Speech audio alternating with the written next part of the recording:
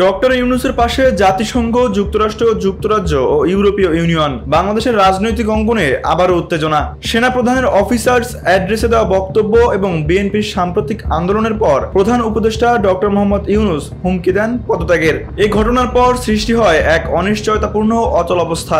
এমন সংকটময় মুহূর্তে অন্তর্বর্তী সরকারের পাশে দাঁড়িয়েছে আন্তর্জাতিক পরিমণ্ডল।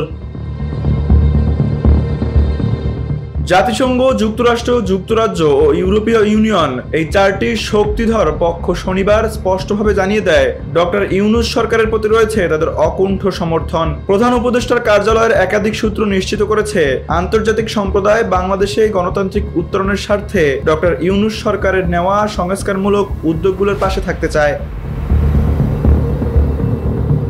তাদের মতে সময় মতো অবাধ, সুষ্ঠু ও নিরপেক্ষ নির্বাচন আয়োজনে প্রয়োজনীয় সকল সংস্কার দ্রুত সম্পন্ন করা অত্যন্ত জরুরি।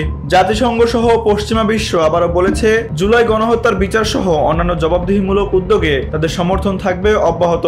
বাংলাদেশের রাজনীতির বর্তমান টালমাটাল পরিস্থিতিতে আন্তর্জাতিক সম্প্রদায়ের এমন অবস্থান বিশ্লেষকদের মতে দেশের ভবিষ্যৎ রাজনৈতিক চিত্রপট নতুনভাবে নির্ধারণ করতে পারে।